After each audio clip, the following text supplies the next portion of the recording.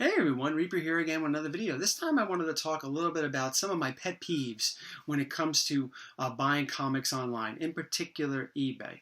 I think that most of us, I don't want to generalize, I don't want to say, everyone does, but I think a lot of us do purchase on eBay. A lot of us like to go to the cons, a lot of us like to go to our local shop and all that stuff. That's great. I like doing that too, but a lot of times I buy stuff off of eBay. So here's just some of my pet peeves that I've noticed when it comes to buying on eBay that kind of annoy me when it comes to sellers. Let's start off with photos of the book. Putting up blurred photos. Main photograph. When you look at the listing, the main photograph is blurred. Why would you do that? What part of your mind says to you that this is acceptable? Hey, I'm a seller and I want to sell this book and I'm going to put up a blurred photo and it's probably going to sell or eventually it'll sell. I don't understand what the logic behind that is.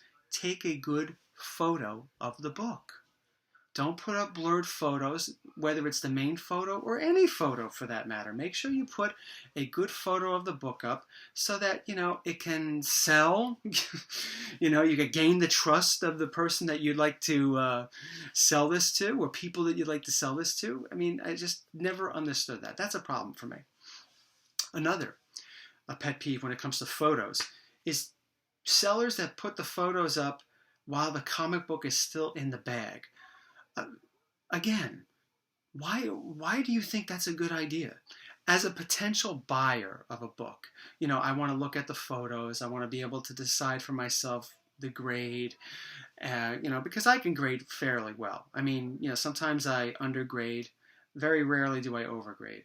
But I could, I'm happy with that. So I want to see for myself. In the item description, it might say that this is that great or I think it's that. That's fine. But I want to be able to tell for myself as best I can. So when I look at the photos and I see the book that's still in the bag and I'm getting a glare from the bag blocking out a lot of the book, it doesn't make sense. That bothers me. I would imagine that would bother anybody that's looking to get a book that they really want or whatever. I just never understood that. And, I hate to say it, a lot of people do that. I just don't get it. It just drives me crazy. Last point I want to make about photos is, okay, if you write in the item description, or even if you see in the photo that a book has a major defect, like a major color breaking crease or a tear or whatever, but you still just see like the front of the book and the back of the book, and there's no up close shots of that crease or whatever. Now, I know you could use the magnifying tool on eBay to get a better look at it, but I'd much rather if you're writing it in the description that this is a major flaw, I'd rather see another close-up of it so I could really get a better look for myself. I'd like to have all those options out for me. And all it takes is like an extra photo. That's it. It doesn't take a lot more work. Put the extra work in if you really want to sell the book. If you really want to gain the trust of somebody that will come back to you and say, yeah, okay, this person, said that this has a defect and I could see it for myself. I know what I'm getting. Instead of going through the process of maybe a week later, after you make that sale, somebody contact and get that message pop up on your phone, message from eBay from somebody, hey, I want my money back because of this or because of that. Try to avoid that. And some of these things can easily be avoided. Don't put blurry photos up. Don't take pictures of the book while it's still in the bag. And just put a little bit more emphasis on some of the major defects so that, hey, I mentioned it all. It's right there for you. Nothing is hidden. The last topic I want to talk about when it comes to pet peeves is when it comes to grading and pricing. Let me just say this. When it comes to pricing your books, you price them the way you want to. That's it. I know sometimes people say, they look at a price, say, hey, you're ripping me off. No, that's ridiculous to say. Nobody's putting a gun to your head saying, you need to buy this from me. Nobody's ripping you off. You take responsibility for your own actions. Your problem, not anybody else's. Nobody told you you had to buy it. My issue is when it comes to somebody saying, that's why I say, learn to grade for yourself. And that's why I say, make sure you have good photos. Because sometimes people, when it comes to the item description, they'll put down, I am not a professional grader.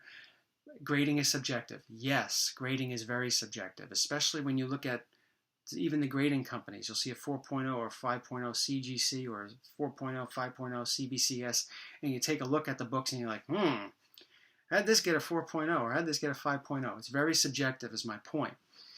But how do you know how to price a book if you don't know what the grade is? If you say starting bid at $100 or $50 or buy it now, $50, $100, well, what are you basing that price off of? Other books that are listed? Well, what are the grades? Well, according to the listing, you said you don't know what the grade is. So how do you know how to price it? I know they're trying to avoid, some saying, oh, I think it's a 5.0, and then somebody goes and grades it, and it comes back a 3.5, and avoiding that they want to avoid that customer coming back to them saying, hey, you said this was a 5.0. I know they're trying to avoid that, or at least that's what I think.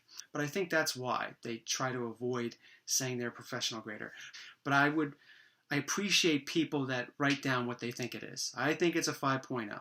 That's all it takes. If you keep saying I'm not a professional grader and you're one of these people that's actually been selling for many, many years, and you really don't know how to grade, how can that be? I mean, you really should take the time out to learn and put it down in the listing. That's one of the things that bothers me.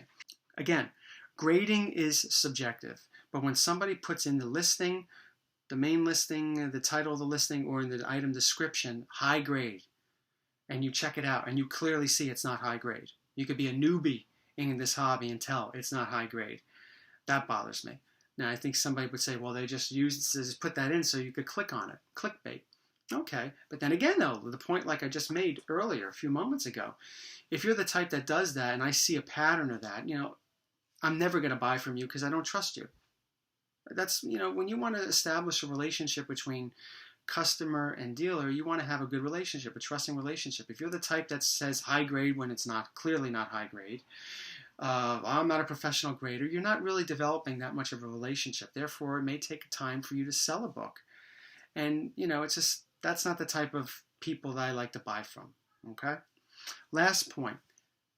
Now, I said a moment ago, you price the book the way you want to. I'm talking about ridiculously high prices. I understand. You're not going to get every book for GPA, because if you priced every book based on what the last price it sold for, books would never go up. I'm okay with that. If a book is last sold for $800 and somebody's listing it for $1,000, okay, I get it. They want a little bit more than what the last sold listing was, whether it's GPA, eBay, Heritage, whatever. I get that.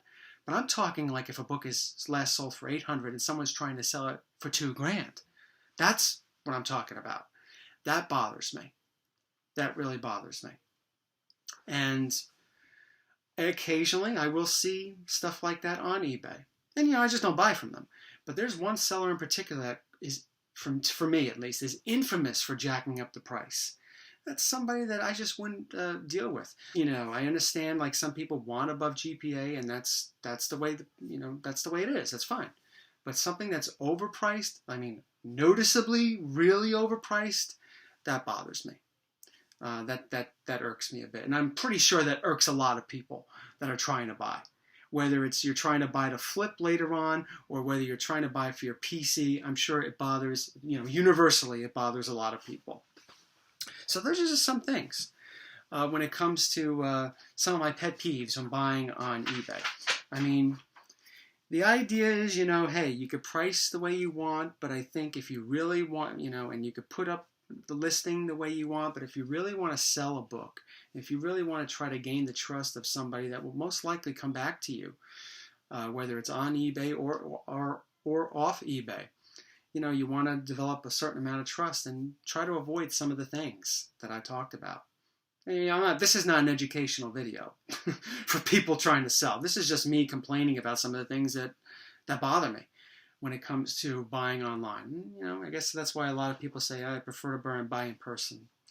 Yeah, I can understand that a lot. But sometimes some of us don't always have the luxury of going to all these different cons because of this, that, and the other thing. Thank you for watching. What are some of your pet peeves? Put them in the comments. Thanks for watching. Take care.